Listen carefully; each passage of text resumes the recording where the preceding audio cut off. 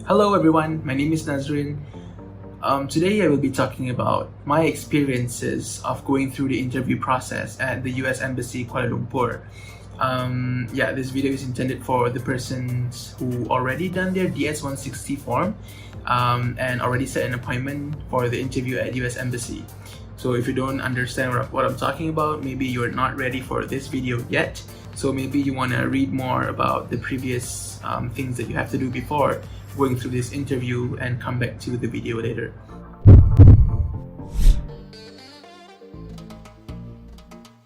Okay, so the reason I'm making this video is that personally I feel like the information that the US Embassy gave is already adequate.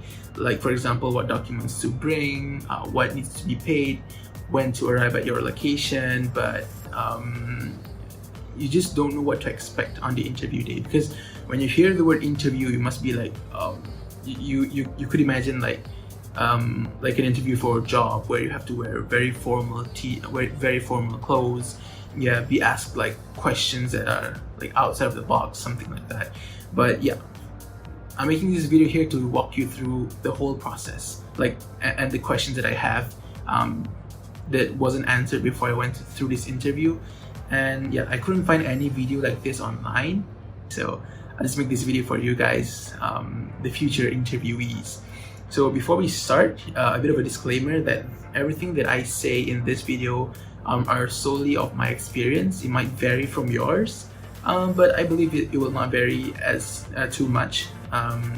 So with that out of the way, let's get into it.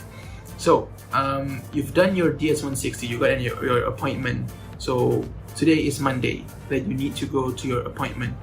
What do you wear? Okay, so for me, when I hear the word interview, I always think about, like I said just now, formal suit, shirt, t-shirt, long sleeves, and shiny shoes, and ties, for example. But actually, when you want to go for this interview, you just need to wear anything appropriate. So t-shirt is okay, shirt is okay, jacket, and there are people wearing jeans just now, but I think just no slippers and no shorts. Okay, so anything appropriate, casual business, smart casual, something like that.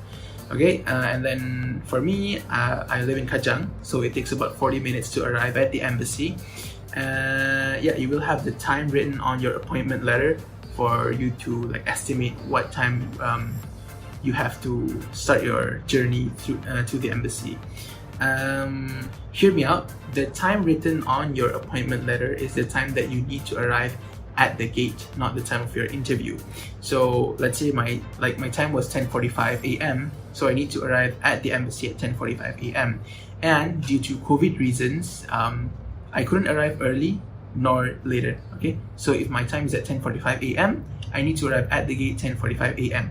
not earlier. Okay, so in my case, since if you know the traffic in KL is sometimes quite unpredictable due to the constructions and maybe it's like peak hours. So today my sister and I drove from Kajang at 9 a.m.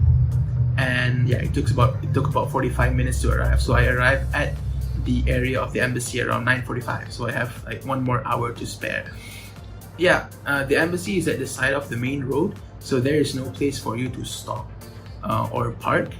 So that if you're driving with another person, then maybe they can drop you off at the corner of the embassy. So when you're driving, the embassy is here, then you have to go past the embassy and there is a corner here that you can drop off. If you're driving alone, then you might have to go around the embassy, and at the back side there are parking spaces that charges really cheap, about 3 ringgit per hour.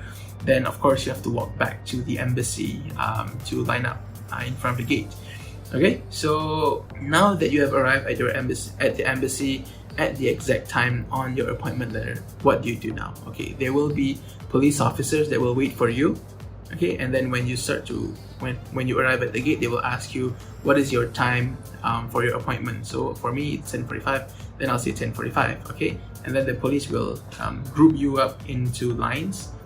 Like there are a group of 10:30 appointment, 10:45, 11 a.m. For example. Okay, so after that they will call you one by one to go ahead and submit your appointment confirmation letter your IC, and your passport. Okay, this is outside of the embassy. We're not inside of the embassy yet. Okay, at the gate. Then the security there will check if the appointment letter is at the right time and it matches with your passport and your IC. If it does, then they will take your IC and give you a visitor's pass that you will clip on your shirt. Okay, then you will have to re-line up again at a different queue for you to enter the embassy. Okay, the police will lead you there, so no worries on that. Anything you can just ask the police officers there to like maybe you don't know where to line up or something. Yeah, so at the embassy there are 2 security checkpoints. The first one would be before you enter the embassy complex, and the second is before you enter the interview room. Okay, so there are lots of items that are prohibited to bring at the embassy, particularly electronic devices such as MP3 players, if people still use that, laptops, tablets, smartwatches. Yeah, any electronic devices are not allowed. So if you have anything that you must bring, for example, your key fob, your car key fob, your smartphone, your smartwatch, if you must bring that, they will seize it at the first security checkpoint. So they will give you a number card for you to claim your belongings later. Okay, so the security checkpoint is just like when you're going into an airport. You have a box where you empty your pockets, put everything in, including your documents, your watches, your phones, whatever. Then you walk through the metal detector before you enter the embassy complex. Then after you pass the first security checkpoint, you will have to go into the embassy complex and into the interview room, which you will have to pass another security test.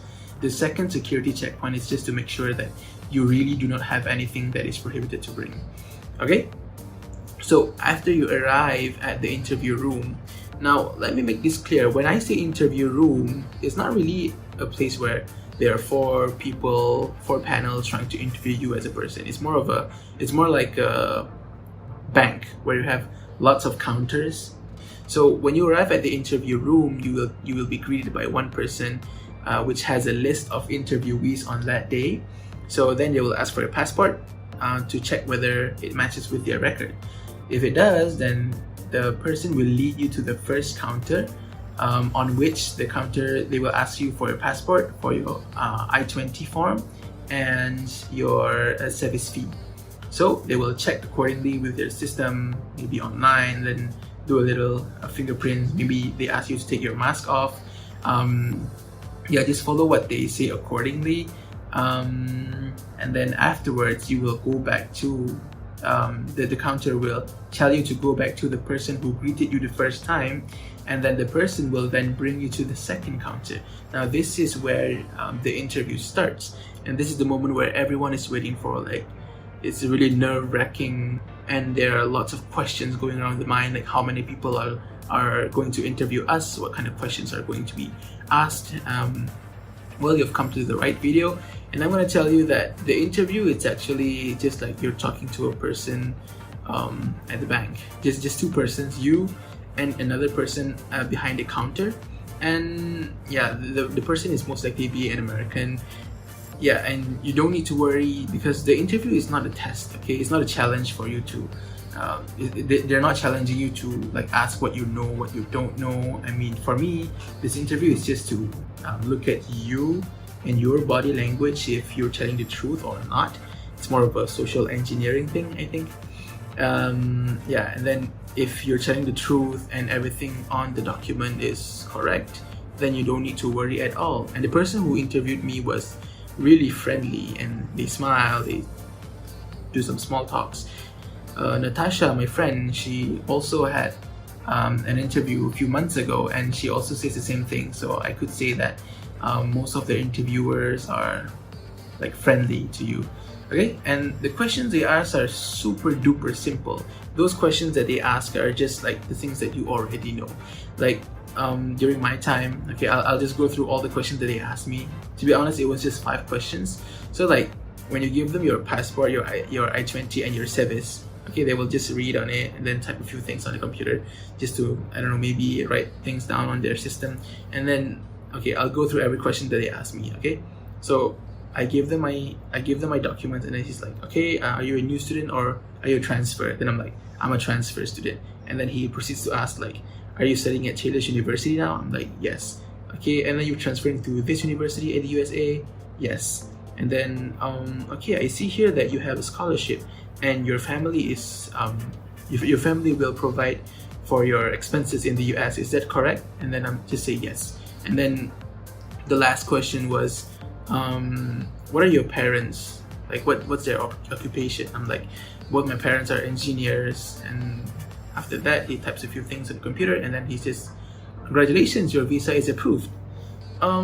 Yeah, then they will proceed to take your passport to process the visa, and then depending on how you select to get your visa, either by delivery back to your home, to your house, or pick up at the office, they will give you instructions on how to do so. So the way I describe it, maybe it seems like a tedious process, but believe it or not, the whole process only took about 45 minutes, and 30 minutes out of the 45 minutes are just time for you to wait outside of the embassy. Okay, so when you arrive at the first security checkpoint, until you know if you get your visa or not, takes just about 15 minutes, and the interview is just about 3 minutes, asking you simple questions that you already know the answer of. So no need to be super nervous about it. I mean, I was also nervous this morning. Okay, so just to recap, where appropriately, bring all the documents that are needed. Do not bring anything prohibited. Yeah, and then interview just takes about 3 to 5 minutes, asking you simple questions. So no need to be really nervous about it.